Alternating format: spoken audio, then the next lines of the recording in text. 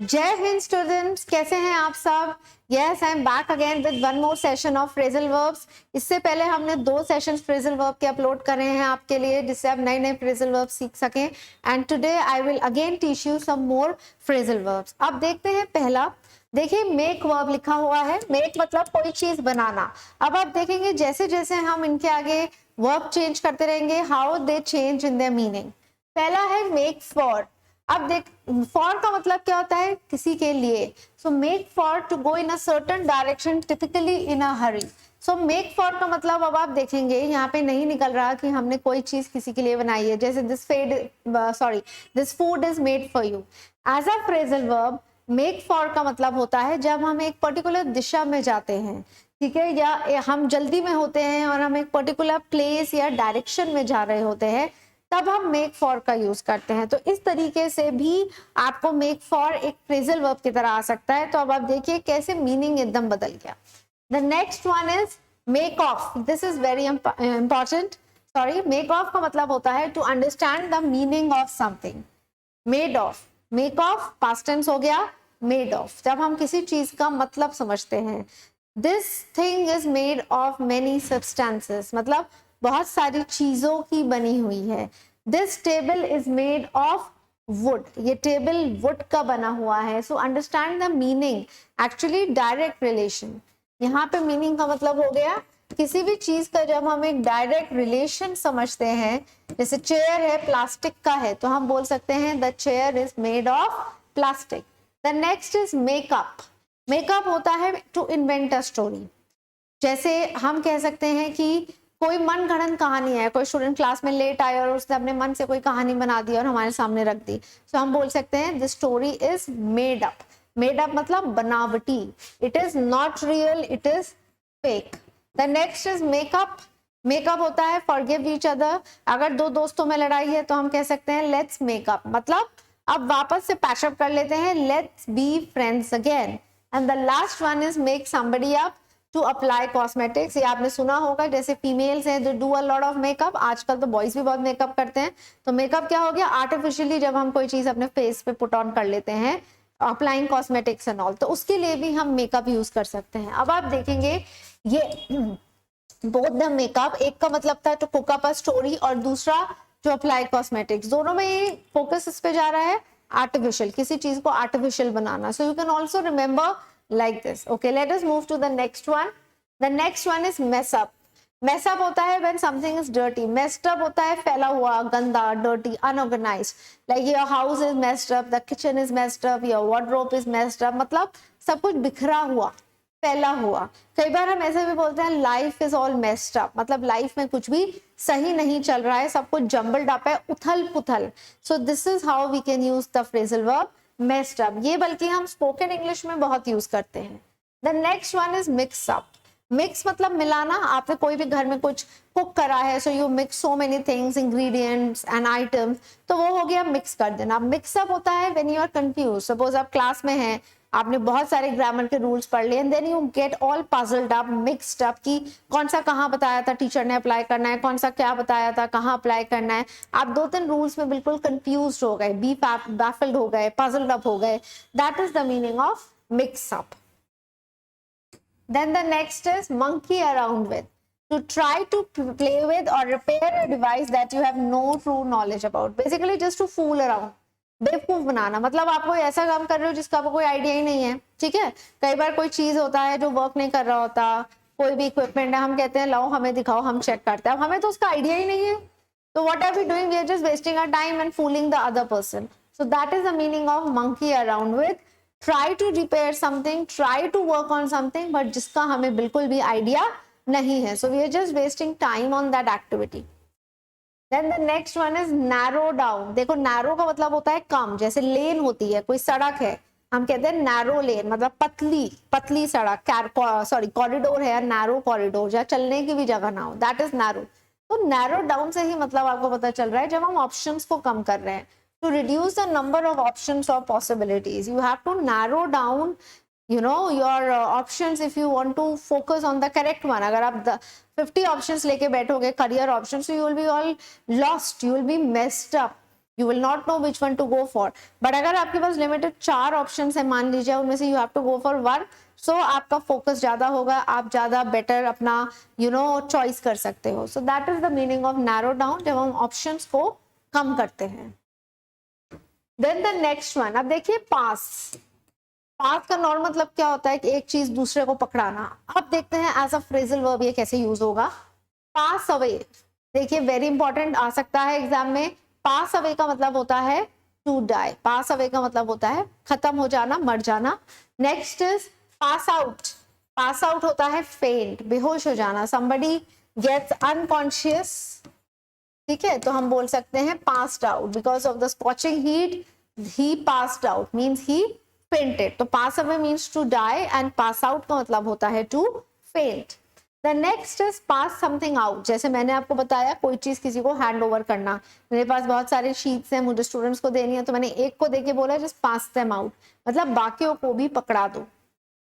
And the last one is pass up, decline usually something good. pass up, कोई offer था, आपने accept नहीं करा, आपने अपने एक फ्रेंड को बोल दिया you take the offer, so you passed up the offer, मतलब अपने हाथ से किसी चीज को जाने देना, तो आपने क्या कर दिया, उसको डिक्लाइन, या हम एक और बोल दे सकते हैं टर्न डाउन. टर्न डाउन भी फ्रेजल वर्ब है जिसका मतलब यही होता है रिफ्यूज, ऑफर प्रपोजल्स को रिफ्यूज करना. So one pass away means die, second pass out means बेहोश होना, थर्ड पास आउट मीन्स एक चीज को डिस्ट्रीब्यूट करना, one person gives over, and next pass up होता है बेसिकली जब हमने कोई अपॉर्चुनिटी को ठुकरा के किसी और को दे दी हो. Then the next one is pay. Pay मतलब पैसे देना. पे बैक सिंपल है, बैक वापस, जब हम किसी के पैसे वापस लौटाते हैं, हमने किसी से लोन लिया है, हमने पैसे वापस दे दिए, so we have paid back the money. Pay for, for मतलब किसी के लिए, सिंपल है ये तो बहुत. सो पे फॉर का मतलब होता है जब हम किसी चीज के लिए पे करते हैं, पैसे देते हैं, उसकी वैल्यू देते हैं. द नेक्स्ट इज पे for something.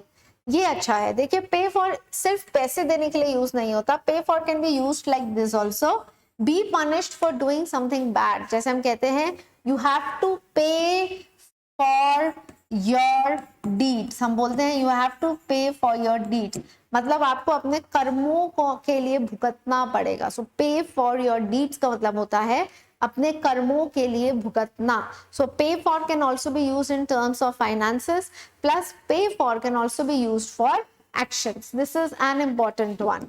Then pay off, to repay money that is owed to a person, same as pay back. तो आप ये मान सकते हैं pay back और pay off दोनों ही करेक्ट हैं. pay off मतलब जैसे loan, you have paid off the loan, मतलब लोन पूरा चुका दिया, और pay back भी वही हो गया, you paid back the money, मतलब आपने पूरा पैसा वापस दे दिया. Then the next one is pick. pick मतलब उठाना. अब देखिए pick on, to tease or criticize someone. pick on someone होता है किसी को अननेसेसरीली छेड़ना, किसी को ट्रबल करना, किसी को अनॉय, इरिटेट करना, हैरस करना. तो जब हम किसी को जब हम किसी को पर्पसली जानबूझ के छेड़ते हैं, अननेसेसरीली उसको परेशान करते हैं किसी ना किसी बात को लेके, हमें पता है वो पर्सन अनॉय हो जाएगा, टीज करना, चिढ़ाना, तब हम यूज करते हैं pick on. We should not pick on anybody. Next is pick out, when you are able to recognize something or someone from a group. जब आपको चॉइस करनी हो, pick out. I have given you 10 items and I want to say just pick out the best one. मतलब 10 में से you have to pick one. So pick out is used for choice, and the last one is pick up, to get someone or something. Pick up generally होता है जमीन से उठाना. जब हम कोई चीज फ्लोर पे गिर जाती है और हम उसको उठाते हैं, तब हम बोलते हैं pick it up. तो देखिए बहुत सिंपल है, इनमें सबसे इंपॉर्टेंट ये पिक ऑन और पिक आउट है. Pick up is quite simple. So pick up मतलब कोई चीज, गिरी हुई चीज जमीन से उठाना. पिक ऑन होता है किसी को चिढ़ाना या किसी को अननेसेसरीली छेड़ना, परेशान करना. एंड पिक आउट होता है बहुत सारी चीजों में से एक या कोई दो चीज चुनना जो आपको लगता है सबसे अच्छी है. Then the next one is pile up, to put things. pile up होता है जनरली जब हम चीजों को स्टैक कर लेते हैं, मतलब एक के ऊपर एक के ऊपर एक के ऊपर एक. जैसे क्लोथ्स आर पाइल्ड अप, एक के ऊपर एक के ऊपर एक, या बुक्स आर पाइल्ड अप. तो पाइल होता है जब हम एक बंडल बना लेते हैं on top of one, we put another thing, then we put one on another thing. That is the meaning of pile up. pissed off, to be angry, हम बोलते हैं ना, बहुत इनफॉर्मल टोन है ये काइंड ऑफ बोलने की, और बहुत कॉमन है, हम बोलते हैं I am quite pissed off with you, मतलब मैं आपसे बहुत नाराज हूँ। To be angry with someone about something. अब इसमें जो इंपॉर्टेंट चीजें स्टूडेंट्स आपने फोकस करनी है, अब अगर ये एग्जाम में आ जाए तो पिस ऑफ पढ़ के आप मीनिंग तो बता देंगे किसी से नाराज होना, बट ज्यादातर स्टूडेंट्स कंफ्यूज हो सकते हैं कि ओ एफ ऑफ आता है या ओ एफ एफ, ये चीजें उस टाइम ध्यान नहीं आती। So please focus right now only, peace के साथ हम ओ डबल एफ ऑफ लगाते हैं, सिंगल एफ नहीं आता। तो these are the important things you need to remember. Then the next one is plan. Plan मतलब किसी चीज के बारे में सोचना, तैयारी करना, future. Plan ahead to prepare for a future event. Ahead means आगे, so plan ahead होता है किसी चीज के लिए, जब हम पहले से ही प्लानिंग करते हैं कैसे करना है, कैसे जाना है and all that. Next is plan for. Plan for होता है किसी चीज के लिए, you have to plan for the big event. And the next is plan on. When you have the intention to do something, जब आपका अंदर से इरादा होता है, okay, I plan on doing something, मतलब मेरा कुछ दिमाग में चल रहा है कि मैं कुछ करने वाला हूँ। So plan on doing something का मतलब होता है जब आपके माइंड में कोई चीज चल रही है which you are about to do. Plan about होता है, सॉरी, प्लान फॉर होता है किसी चीज के लिए, और प्लान अहेड होता है फ्यूचर में कोई चीज के लिए प्लान करना। Then the next one is plug in plug up. Simple है, प्लग इन होता है जैसे to connect an electrical device. Plug in जैसे आपका मोबाइल का चार्जर है तो हम बोलते हैं प्लग इन। प्लग इन मतलब चार्जर को पॉइंट में स्विच बोर्ड पे लगाना, तो सिंपल है plug in. Next is plug up, to block a narrow passage such as hole drain pipe so that nothing can flow through. अब ये important है, देखिए प्लग अप होता है जब हम किसी चीज को रोक देते हैं पास होने से, ब्लॉक कर देते हैं नैरो पैसेज, कोई ड्रेन है, नाली है, कोई होल है जहाँ से वाटर पास होता है, हम अगर उसको ब्लॉक कर देते हैं with anything, that is the meaning of plug up, जिससे पानी ना बह सके, nothing can flow, that is the meaning of plug up. अब इसमें देखिए प्लग इन का ऑपोजिट क्या होगा, आप बताइए। प्लग इन मतलब जैसे स्विच बोर्ड में आपने पॉइंट में अपना चार्जर लगाया, अब आपको चार्जर बाहर निकालना है, तो that is going to be plug out. तो प्लग इन का ऑपोजिट तो सिंबल है प्लग आउट, मतलब to take out electronical device. तो ये दो तो बहुत सिंपल है, आपने कौन सा ध्यान रखना है, plug up. Plug up means किसी भी लिक्विड चीज को फ्लो होने से रोकना, जनरली ड्रेन हो गया, ड्रेनेज सिस्टम है, या जैसे होल लिखा है, पाइप लिखा है, उस तरीके से। इस तरह के क्वेश्चंस आ सकते हैं फिल इन द ब्लैंक्स में, जैसे एक ऑप्शन इन आउट दे दिया, एक अप दे दिया, क्लोज टेस्ट में भी आ सकते हैं। Next is point. पॉइंट ये होता है जैसे किसी को इशारा करना, तो इशारा करना हो गया पॉइंट आउट। ओके, देखिए यहाँ पर भी लिखा है इंडिकेट विद योर फिंगर। जब हम किसी को इंडिकेट करते हैं, जैसे मैंने ये इंडिकेट करा, this is important, point out, तो मैंने क्या करा, फिंगर से इशारा करके समझाया। तो जब हम किसी चीज या पर्सन की ओर फिंगर से ऐसे इशारा करते हैं, this is point out. And the next is point two, when you aim at something or someone using your finger and hand. जैसे हम लेट्स से अगर हमारे हाथ में गन है और हम एम कर रहे हैं कि हमें सेंटर पॉइंट हिट करना है, तो that is point to. Okay, you have two point two that thing. तो पॉइंट टू होता है किसी चीज की तरफ जब हम वेपन या इशारा करते हैं। पॉइंट आउट होता है जनरली भीड़ में से बताना कि yes this is the person who is wrong, या this is the person who is right, या this is the thing out of all which is important। तो point out होता है बहुत सारों में से जब एक चीज को हम पिक करते हैं, that this is important, finger से इंडिकेट करते हैं। Okay student, sorry for the inconvenience, there was a technical error, तो उस वजह से आपको लगेगा कि थोड़ा सा डिस्टर्ब हुआ है video. Okay, so let us continue with point. हम पॉइंट कर रहे थे। Okay, I was explaining you point two. Point two होता है बेसिकली जब हम, जैसे मैंने आपको कहा था, एक वेपन को किसी की तरफ फोकस कर रहे हो या कोई पॉइंट समझा रहे हो, right, we indicate something, may be a point और समथिंग की यस पॉइंट टूवर्ड्स किसी डायरेक्शन में, तब हम टूवर्ड्स का यूज करते हैं। और point out is not for direction, point out होता है बहुत सारे लोगों में से किसी एक को पिक करना, that is the meaning of point out. Then the next one would be print out. Simple है, प्रिंट निकालना प्रिंटर से, आपने कुछ भी मेल है आपको उसका प्रिंट आउट निकालना है पेपर पे, तो हम प्रिंटर का यूज करते हैं, so it's a print out. Then the next one is pull. Pull मतलब खींचना। अब ये पढ़ते हैं, pull off, to succeed in doing something tricky. तो पुल ऑफ का मतलब होता है जब हम कुछ ट्रिकी, मतलब एनीथिंग विच इज आप कह सकते हो क्लेवर या डिफिकल्ट, हम वो करने में कामयाब हो जाते हैं तो हम कह सकते हैं पुल ऑफ। अगर कोई मुश्किल काम था और आपने वो बहुत आसानी से कर लिया तो हम कह सकते हैं you just pulled it of, मतलब आपने उसको बहुत ब्रेवली, बहुत अच्छे से कंप्लीट कर लिया। The next one is pull out when something or someone leaves a place sorry. तो देखिए आउट मतलब बाहर, तो हम कहते हैं ना पुल इट आउट, मतलब इसको बाहर खींचो। कोई चीज आपकी स्किन में चली गई तो हम कहते हैं जस्ट पुल इट आउट, उसको बाहर खींचो। तो पुल आउट का मतलब होता है किसी चीज को जब हम फोर्स लगाते हैं, क्योंकि कोई चीज खींचने के लिए हमें फोर्स यूज करना पड़ेगा, तो फोर्स लगा के उस चीज को बाहर निकाल देते हैं किसी जगह से। The next is pull over, to drive your vehicle to the side of the road to stop. Pull over होता है जब हम अपने व्हीकल को, चलती गाड़ी को बेसिकली साइड में ले लेते हैं रोकने के लिए। So it's again a different one I guess. Pull over आपने नहीं सुना होगा, सो आई रिपीट। पुल ओवर का मतलब होता है जब हम अपने व्हीकल को साइड ऑफ द रोड पे ले लेते हैं to stop. And the last one is pull through, to recover from an injury और इलनेस। थ्रू मतलब गुजरना, तो जब आप एक डिजीज हो गया, कोई बीमारी हो गई, कोई डिप्रेशन हो गया, कोई प्रॉब्लम हो गई, उससे आप अच्छे से गुजर के निकल जाते हो। जैसे गो थ्रू होता है ना, गेट ओवर होता है। गेट ओवर मतलब किसी चीज से गुजर के निकल जाना, गो थ्रू होता है उससे जूझना। सिमिलरली होता है पुल थ्रू। तो पुल थ्रू का मतलब होता है जैसे गेट ओवर, जब हम किसी बीमारी से, डिप्रेशन से, सैडनेस से, किसी प्रॉब्लम से आसानी से ब्रेवली बाहर आ जाते हैं। So this is the meaning of pull through. तो इनमें if I talk about the important ones, the most important one is pull off. Okay, the next one is punch in punch out. Punch in punch out सबको पता होगा।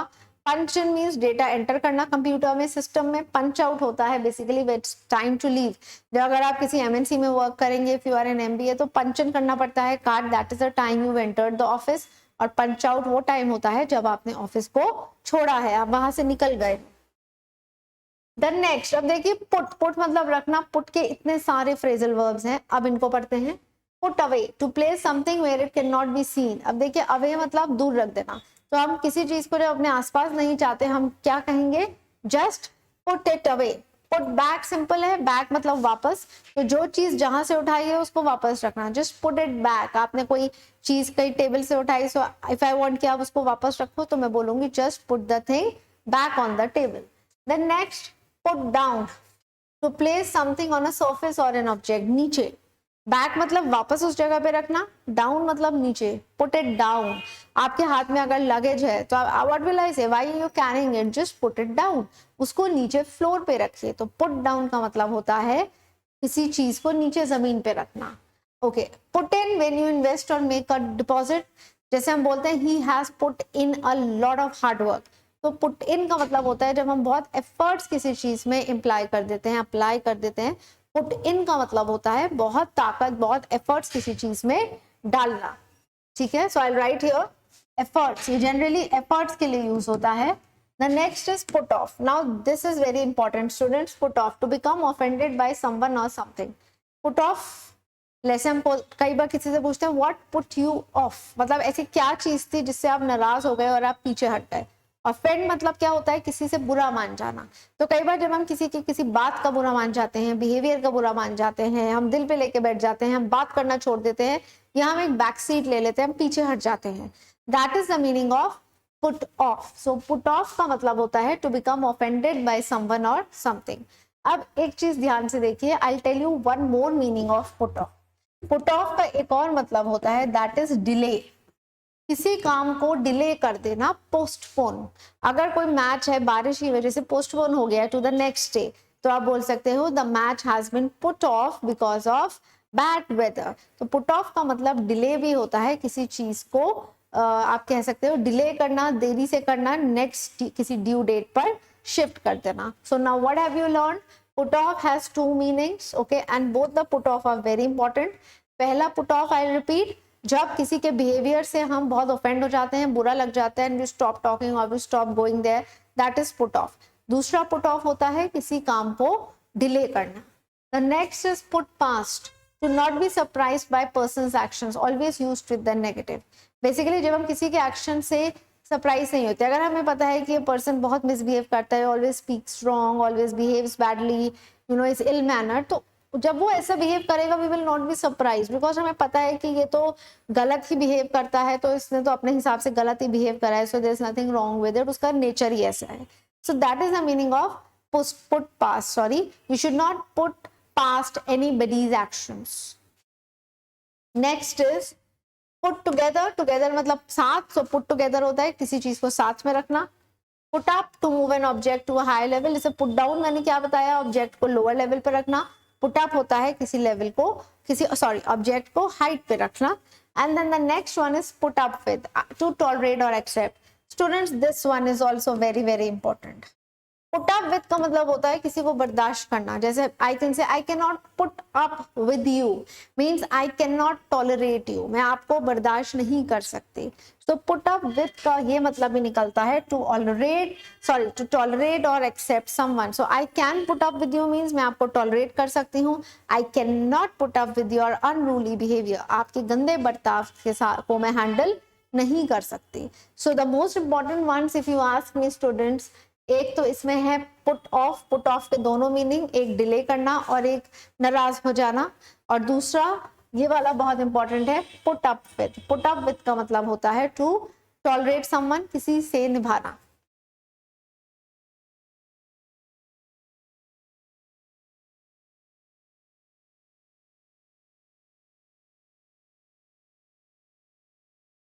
Okay students, the next phrasal verb which I am going to tell you now is rule out. अब देखिए rule out होता है when someone or something is excluded as a possibility. मतलब जब हम किसी चीज को मानते ही नहीं है कि ये चीज वैलिड है, हम पूरी तरीके से किसी चीज को जब नकार देते हैं कि ये एग्जिस्ट ही नहीं कर सकता या ये चीज इनवैलिड है, तब हम उसको कहते हैं it has been ruled out. मतलब इस चीज को टोटली हम नल एंड वॉइड डिक्लेयर कर देते हैं, तो उस चीज के लिए हम बोलते हैं rule out. The next one, अब देखिए run. These are very important ones students. Run मतलब दौड़ना भागना, बट जब हम इनको वर्ब के साथ कनेक्ट करेंगे और फ्रेजल वर्ब बनाएंगे, सो यू विल सी इनके कैसे कैसे मीनिंग चेंज होते हैं. Now first one is run across, to move or run from one side to another. Across preposition का मतलब होता है किसी भी चीज का दूसरा एंड. जैसे सड़क के दूसरी साइड खड़े हो आप, my friend is standing across the road, he swam across the river. तो similarly run across का मतलब यही हो गया, भाग के दूसरी साइड पे चले जाना. The next one is run around. अब देखिए around का मतलब आसपास, तो रन अराउंड का मतलब होता है जब कोई आपके आसपास दौड़ रहा होता है, भाग रहा होता है या एक जगह से दूसरी जगह जा रहा होता है. To go from one place to another in a hurry, because run means दौड़ना, तो मतलब आप जल्दी जल्दी में हो. The next is run down. This is a very important one. Run down का मतलब होता है to hit someone or something with a vehicle. Basically run down का मतलब एक तो ये हो गया. देखिए run down के दो मतलब है. I'll tell you the second meaning also. एक run down का मतलब होता है जैसे यहाँ लिखा है, जब हम किसी को व्हीकल रन ओवर और रन डाउन, इन दोनों का मतलब होता है जब हम व्हीकल से किसी पर्सन को कुचल देते हैं, सो तब हम रन डाउन भी यूज कर सकते हैं और रन ओवर. तो हिट और something with a vehicle, run over when someone is injured और किल्ड बाय अ व्हीकल. तो आपने क्या सीखा है, रन ओवर और रन डाउन, इन दोनों का यही मतलब है जब व्हीकल से हम किसी पर्सन को हिट कर देते हैं, कुचल देते हैं. अब आते हैं रन डाउन के दूसरे मतलब पे. रन डाउन का एक और मतलब होता है it means to feel less energetic. जब हमारी बॉडी में बिल्कुल एनर्जी नहीं है, like it's so hot nowadays, हम कई बार बहुत वीक फील करते हैं, ये फील कि हमारी बॉडी में बिल्कुल ताकत ही नहीं है, तब हम कह सकते हैं आई फील रन डाउन. तो रन डाउन का एक और मतलब होता है when you feel weak from within, जब आप कमजोर महसूस करते हैं. So run down has two meanings. पहला, जब कोई व्हीकल किसी पर्सन को हिट कर देता है या इंजर कर देता है. Similarly run over also means the same. और दूसरा रन डाउन का मतलब होता है when you feel low. The next is run out and run into. पहले रन इनटू करते हैं. Run into again a very very important one. बहुत चांसेस है अगर आपको रन से कोई फ्रेजल वर्ब आए तो मैक्सिमम चांस है कि रन इनटू आ सकता है. रन इनटू का मतलब होता है किसी से अचानक मिल जाना. आप कहीं जा रहे हैं, आप अचानक अपने पुराने फ्रेंड से मिल गए, किसी रिलेटिव से, कजन से या किसी पुराने टीचर से मिल गए रास्ते में, so that is run into. Basically run into का मतलब देखिए when something collides with another object by accident. जब हम नॉर्मली किसी से मिल जाते हैं, ही जस्ट रैन इनटू मी, मतलब उसे अचानक मिल गया, या कोलाइड भी हो सकता है। कोलाइड क्या होता है, जैसे एक बाइक की दूसरी बाइक से टक्कर। Next run out, run out होता है शॉर्टेज, जब किसी चीज की शॉर्टेज हो जाती है, जैसे अगर आपके घर में राशन खत्म है, so you can say we ran out of ration, we ran out of sugar. तो रन आउट होता है बेसिकली जब किसी चीज का जो आप कहते हो सोर्स वो खत्म हो जाता है। अब देखिए रन आउट का एक और मीनिंग लिखा है, when people exit a place very quickly. तो यहाँ पर क्या होता है, जब क्रिकेट खेलते हैं तो रन आउट बोलते हैं ना, मतलब आप वो आउट हो गए गेम से। तो रन आउट क्या होता है, जब आप मैच से गेम से आउट हो जाते हो। तो रन आउट का एक वो मतलब भी हो जाता है, the player was run out, और रन आउट का एक और मतलब भी है shortage of something. Then next is run over, we have done. देन रन ओवर का एक और मतलब है, देखिए रिहर्स या रिव्यू, किसी चीज को जब हम बार बार पढ़ते हैं, we rehearse it or we review it. Next run up, to run from a lower elevation or level to a higher elevation. ये सिंपल हो जाते हैं क्योंकि देखिए अप मतलब ऊपर, तो रन अप होता है जब आप एक लोअर लेवल से हायर लेवल पे रन करके जा रहे हो। And the last one is run away, away मतलब दूर, तो रन अवे मतलब escape, the thief run away from the prison, मतलब वो वहां से इलोप कर गया, इवेट कर गया, भाग गया। So if you ask me the important ones students, run into is very important, run down के दोनों मीनिंग इंपॉर्टेंट है, and run out is also very important. इसका एक मीनिंग ये ध्यान रखिएगा, I will write it here, shortage of something. Run out also means shortage of something. All right, then the next screw. Screw का एक मतलब होता है, जैसे हम कोई स्क्रू ड्राइवर होता है ना, पेचकस, तो एक तो वो हो गया स्क्रू, कोई नेल होता है, कील होता है। अब यहाँ देखते हैं स्क्रू ऑन, ये वर्ब है यहाँ पर, screw out of and screw up. पहला हो गया screw on, to ensure the top of a container bottle is sealed. Bottle का जो कैप होता है, ढक्कन, हम चेक करते हैं कि वो सील्ड है, टाइट है, बंद है, that is screw on. Screw out of, this is a good one. Screw out of मतलब टू चीट और डिसीव समवन, किसी के साथ धोखाधड़ी करना, that is the meaning of screw out of. And the last one is screw up. Screw up होता है सब काम खराब कर देना, गड़बड़ कर देना, टू मेक अ मिस्टेक और to do something really bad. So he screwed up everything, मतलब उसने सब काम बेकार कर दिया, उसने जो भी गड़बड़ करी उस चक्कर में सारा काम खराब हो गया। तो screw up is a good one. Screw up का मतलब होता है कोई काम खराब कर देना। Then the next one is see about, to seriously think about doing something. You should see about it, spoken English में बहुत बोलते हैं। तो see about का मतलब होता है किसी चीज के बारे में सीरियसली सोचना। यहाँ see का मतलब देखना होता है, और इट डजंट मीन कि आपको किसी चीज के बारे में देखना है, आपको किसी चीज के बारे में सीरियसली सोचना है। Now the next one, sell out, when all the inventory of a particular product has been purchased. Sell out होता है जब completely कोई चीज sold, बिक जाती है। आपने कोई चीज का स्टॉल लगाया लेट्स से, और आपकी वो चीज फटाफट बिक गई, सो you will, what will you right, sold out, मतलब अब आइटम आपके पास नहीं है, वो कंप्लीटली बिक चुका है। तो कितनी बार हम ऑनलाइन कुछ खरीद रहे होते हैं तो वहां लिखा नहीं होता है सोल्ड आउट, मतलब वो चीज अभी स्टॉक में नहीं है। तो सेल आउट का मतलब यही होता है जो भी प्रोडक्ट है वो कंप्लीटली बिक गया है, अभी आपके पास एक भी पीस लेफ्ट नहीं है। Then the next one is set up and set somebody up. ये इंपॉर्टेंट है। पहला सेटअप होता है टू ऑर्गेनाइज और plan an activity event to happen. Setup, जैसे मूवीज देखते हैं आप, राइट, मूवीज में क्या होते हैं, इतने बड़े बड़े सेट्स होते हैं, वो किले में शूटिंग हो रही है हमें लगता है, बट वो एक्चुअली मुंबई में ही एक पैलेस बना दिया जाता है, तो उसको क्या बोला जाता है, सेट। तो सेटअप होता है आर्टिफिशियली कोई डिजाइन या कोई चीज क्रिएट करी जाती है फॉर सम रिकॉर्डिंग, शूटिंग, और to do an activity for theatres and all, that is a setup. दूसरा सेट समबडी, मतलब किसी पर्सन को सेट अप करना, मतलब जैसे आपने डमी सेटअप कर दी है, किसी को पकड़ने के लिए, ट्रिक करने के लिए, फंसाने के लिए हम कोई, जैसे कहते हैं ना, जाल फैलाते हैं, that is also the meaning of set somebody up.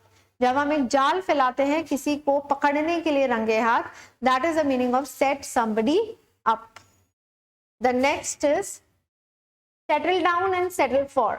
Settle down होता है to begin living a stable and routine life. हम बोलते हैं ना he has settled down in his life, means he is professionally doing well, he is married and he has a family, तो personally professionally सब अच्छे से चल रहा है, तब हम बोलते हैं that person has settled down well। और दूसरा settle for होता है to accept something even though it's not what you want। For मतलब लिए, तो you will have to settle for this, मतलब जब आपको किसी चीज के लिए हाँ करनी पड़ती है उसी में मैनेज करना है, भले ही आप एग्री कर रहे हो या नहीं कर रहे हो। आपने किसी से लेट से 10 रुपए मांगे और उसने आपको 8 रुपए दिए, वो आपके 2 रुपए नहीं देगा, तो क्या करना है, आपको 8 रुपए लेके बैठना पड़ेगा। So you will have to settle for that, मतलब आपको फिलहाल उसी से आपको खुश होना पड़ेगा। You will have to manage with that only whether you like it और not. The next is show off and show off.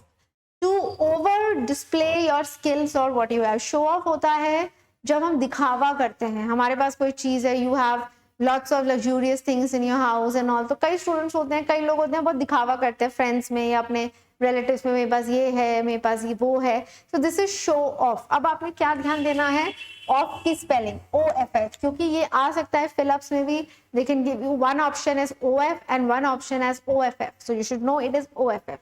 तो शो ऑफ मतलब अपनी ही, जब हम सेल्फ ऑब्सेस्ड होते हैं और अपनी चीज का सामने वाले के सामने दिखावा करते हैं। Next show off and extra special for people watching, usually boastfully, same. तो शो ऑफ हो गया बेसिकली जब हम अपनी चीज का दिखावा कर रहे हैं। बोस्टफुल मतलब वही होता है जो लोग अपने बारे में बहुत बड़ा चढ़ा कर बताते हैं। तो शो ऑफ दोनों ही एक ही मतलब है कि अपना बहुत बड़ा चढ़ा के बताना या दिखावा करना। The next is shut off, to stop the operation of an electrical और mechanical device. Shut off, shut मतलब बंद, जैसे the shop has been shut means बंद हो गई है। तो शट ऑफ का मतलब होता है जब हम ऑपरेशन ऑफ इलेक्ट्रिकल या मैकेनिकल डिवाइस को कंप्लीटली बंद कर देते हैं। कोई फैक्ट्री है, किसी वजह से ताला लग गया, सील हो गई, तो वहां पर क्या होगा, all the services have been shut off, मतलब कंप्लीटली बंद। Then the next one is sign in sign out. ये सिंपल है, to write your name on a list. Sign in, जब हम अपने अकाउंट में भी, जीमेल अकाउंट है हमारा, कोई भी ईमेल अकाउंट है, तो हम साइन इन करते हैं, और जब बाहर आना होता है तो sign out. Similarly as log in and log out, this is a quite simple one। then the next one is sit down। sit down क्या होता है, टीचर बोलती है ना स्टूडेंट्स को sit down मतलब बैठ जाओ, so sit down on your chair। then the next one slow down, this is a good one। slow down to do something slower। अगर आप कोई काम बहुत फास्ट कर रहे हो तो क्या बोलेगा सामने वाला, थोड़ा धीरे करो, slow down। if the teacher is teaching you बहुत फास्ट पेस पे पढ़ा रहा है तो आप क्या बोलोगे कि मैम थोड़ा सा धीरे पढ़ाइए, तो आप क्या बोलोगे, please slow down a bit. तो स्लो डाउन का मतलब होता है अपनी स्पीड को, गति को थोड़ा सा कम करना। Then the next one sneak into या स्नीक इन और स्नीक आउट। स्नीक मतलब होता है चुपचाप, अगर स्नीक इन या स्नीक इनटू हो जाता है जब आप कहीं चुपचाप बिना आवाज करे चोरी छुपे घुसो। लेट्स से आपका ही घर है, आप लेट नाइट कहीं निकल गए पेरेंट्स को बिना बताए, तो क्या हो गया, sneak out, to leave a place without being notice. तो जब आप चुपचाप अपने घर से निकल गए रात को, आपने बंक कर लिया अपना घर, तो हो गया स्नीक आउट। अब जब आप रात को वापस आएंगे तो आप क्या करेंगे, स्नीक इन या स्नीक इनटू। तो आप बहुत दबे बहुत चोरी छुपे आएंगे, हो सकता है अपने कमरे की खिड़की से भी आए जिससे आपके पेरेंट्स को पता ना चले, आप कोई आवाज नहीं करेंगे, सो that is sneak in. So sneak इन मतलब कहीं पे चोरी छुपे आना, स्नीक आउट मतलब कहीं से बिल्कुल दबे पाओ चोरी छुपे निकलना। Next, sort out, sort out. To arrange or separate things into groups according to similarities. Sort out क्या होता है, आपकी बुक्स हैं, आपके अलग अलग सब्जेक्ट की बुक्स है, तो उनको अलग अलग रखिए, प्रॉपर्ली रखिए, you know, in an order. So that is sort out. अगर आप देखेंगे फोन में हमारे कॉन्टैक्ट्स होते हैं तो वो अल्फाबेटिकली ऑर्डर में होते हैं जिससे हमें आसानी से मिल जाए, तो वो सॉर्ट आउट है। तो सॉर्ट आउट होता है कोई भी चीज एक अल्फाबेटिकल ऑर्डर या एक प्रॉपर सीक्वेंस में होती है, organised, that is sort out. और दूसरा सॉर्ट आउट होता है टू रिजॉल्व अ प्रॉब्लम। कई बार क्या होता है कि दो लोगों में लड़ाई हो गई, हम कहते हैं sort out your problem on your own, मतलब अपनी प्रॉब्लम को खुद निपटाओ। तो सॉर्ट का मतलब सॉल्व भी होता है, सॉर्ट का मतलब सॉल्व या रिजॉल्व भी होता है बेसिकली। तो जब हम अपनी प्रॉब्लम को सुलझाते हैं, तो sort out has two meanings. पहला, चीजों को एक अल्फाबेटिकली या सीक्वेंस एक प्रॉपर ऑर्डर में रखना। दूसरा सॉर्ट आउट होता है अपने मामले, अपने प्रॉब्लम्स को सुलझाना। The next one, stand around, stand for, stand up.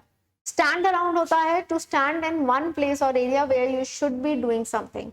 So stand around means आसपास, तो just stand around means यहीं पर रुको। अगर आप कुछ काम कर रहे हो तो आप बेसिकली उसी पोजीशन पे या उस किसी पर्सन से रिलेटेड कोई काम है, अगर मेरे से रिलेटेड कोई काम है, सो व्हाट विल आई से, जस्ट स्टैंड अराउंड मींस अभी आसपास ही रहो, जाना मत. So to stand in one place or area where you should be doing something.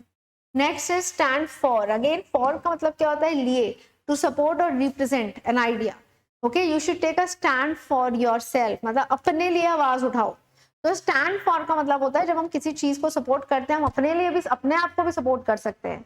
तो we should take a stand for our family. अगर हमारी फैमिली ट्रबल में है तो हमें क्या करना चाहिए, अपनी फैमिली को सपोर्ट करना है.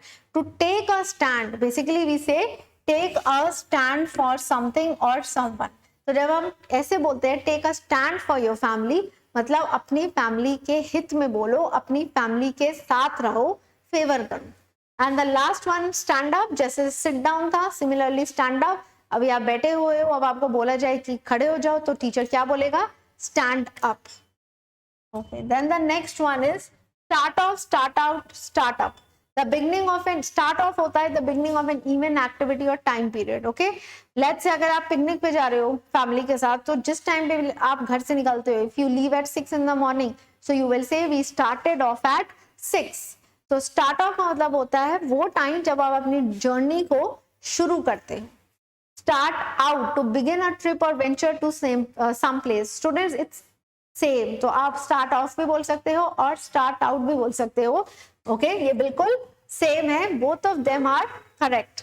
The third one is startup. Startup होता है टू स्टार्ट समथिंग. कई बार कोई बिजनेस नया शुरू होता है तो हम बोलते हैं इट्स जस्ट अ स्टार्टअप, मतलब एक नया बिजनेस है या नया काम है जो शुरू हुआ है. तो स्टार्टअप इज इंपॉर्टेंट. स्टार्टअप हम इस तरीके से यूज कर सकते हैं, कोई भी बिजनेस अगर नया शुरू होता है, so we can say it's a startup, मतलब अभी नया नया काम है, बस अभी कुछ ही दिन हुए हैं. Then the next one is stay off, stay out and stay up. Stay off, to avoid discussing a certain subject or topic. Stay off. Again off देखिए, पहले तो OFF preposition का हमें मतलब समझना है. जब ये क्लियर होगा तो मीनिंग भी थोड़े क्लियर हो जाते हैं. OFF के दो मतलब है, या तो बंद कर देना, जैसे switch off the TV, switch off the fan, या फिर OFF का मतलब होता है किसी को डिस्टेंस पे रखना, like keep him of me, मतलब मेरे से दूर रखो.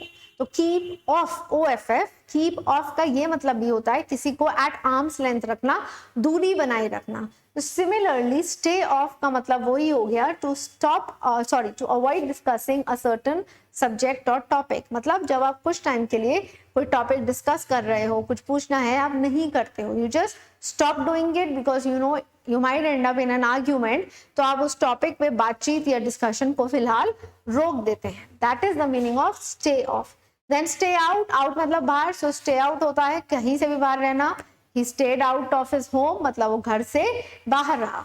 Stay up, to remain in a place that is higher than ground level. Again देखिए, अप मतलब ऊपर, तो स्टे अप मतलब ऊपर, एक लोअर लेवल से हायर लेवल पर रहना. Then the next one is step on, to place your foot on something or someone. Step मतलब जैसे कदम, तो step on का मतलब होता है किसी चीज पे by mistake आपने पैर रख दिया, हो सकता है purposely भी रखा हो, like I stepped on your school bag by mistake, मतलब मेरा गलती से पैर आपके स्कूल बैग पे रख दिया, पड़ गया है. कई स्टूडेंट्स बैग्स को फ्लोर पे रख देते हैं बिकॉज चेयर पे या बेंच पे जगह नहीं होती, और गलती से आपका पैर पड़ जाए तो आप क्या बोलेंगे, I stepped on your bag by mistake. तो स्टेप ऑन होता है जब हम किसी के ऊपर, living non living doesn't matter, हम पैर रख देते हैं. Then the next one, okay, stick. अब देखिए, स्टिक एज अ नाउन मतलब डंडा, और स्टिक एज अ वर्ब मतलब कोई चीज चिपकाना. तो अब देखते हैं यहाँ पे क्या मीनिंग निकलते हैं फ्रेजल वर्ब्स के. स्टिक अराउंड, स्टिक मतलब जैसे चिपकना, अराउंड मतलब आसपास. तो to stay in a place, जब आप एक जगह पर रहें कुछ time. Okay, just stick around मतलब अभी यहीं रहो, डोंट मूव. तो स्टिक अराउंड का मतलब हो गया आसपास ही मौजूद रहना. Stick out, to extend something outward, कोई चीज बाहर आपने वॉल पे जैसे पोस्टर्स लगा देते हैं किसी चीज का डिस्प्ले करने के लिए, पब्लिसिटी के लिए, एडवर्टाइजमेंट के लिए, so that is stick out. Stick out these posters on the wall.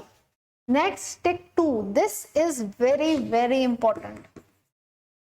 ध्यान रखिए, स्टिक के बाद जब टू प्रेपोजिशन आता है, स्टिक टू का मतलब होता है किसी चीज को किसी पर चिपकाना. When something is attached to another by some form of adhesive. Adhesive क्या होता है, जैसे फेविकॉल होता है, that is an adhesive, okay.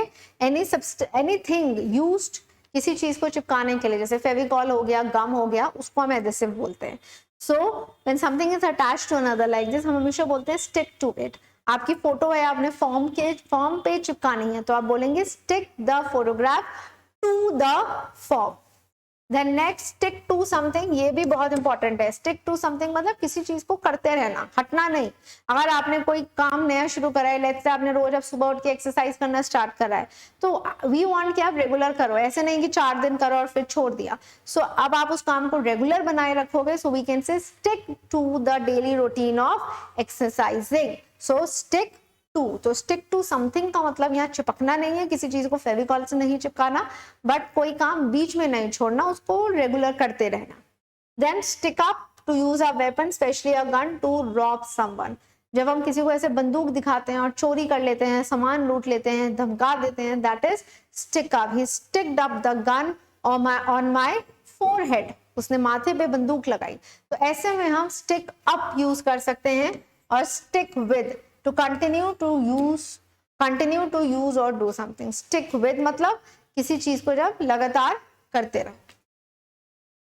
then the next is stressed out, बोलते हैं, ये तो बहुत यूज होता है इनफॉर्मल लैंग्वेज में। I am totally stressed out right now means I am very tired। so stressed out का मतलब होता है बहुत ज्यादा थक जाना। next, switch off, switch on, these are very simple ones, you should know। switch off मतलब बंद करना, लाइट बंद करना, switch off the light, खोल देना, switch on the light. Then next, take, okay. अब देखते हैं, टेक मतलब लेना, टेक अपार्ट, अपार्ट मतलब अलग अलग। सो टू डिस्कनेक्ट और separate the parts of an object. So take apart होता है जब हम दो चीजों के पार्ट्स को डिस्कनेक्ट कर देते हैं। टेक देम अपार्ट मतलब उनको अलग कर दो। नेक्स्ट होता है टेक बैक, सिंपल है। टेक बैक मतलब वापस लेना, मैंने आपको अपनी book the, I took it back, मैंने वापस ले ली। Then next, taken, to be successfully tricked or deceived by someone। This is important। Student, जो भी phrasal verbs मैं highlight करती हूँ, please they are mandatory for you to learn।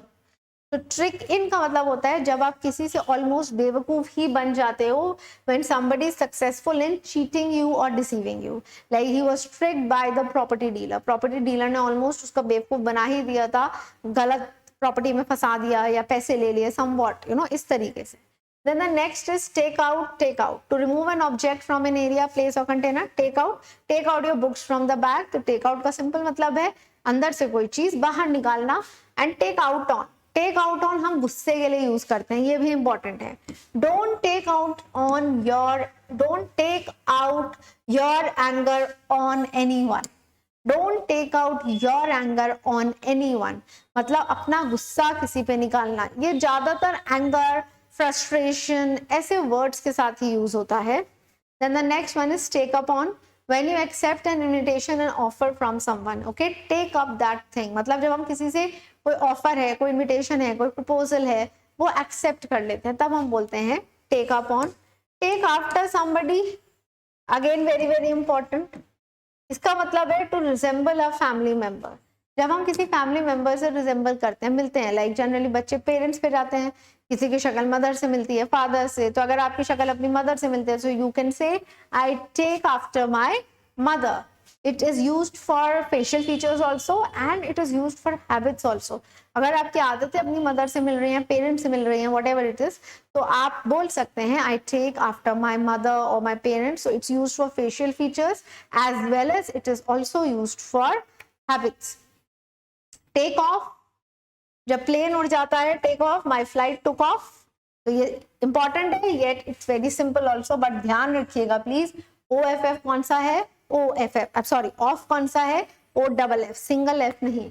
And the last one, take something off, जैसे shoes उतारना या कोई clothing उतारना।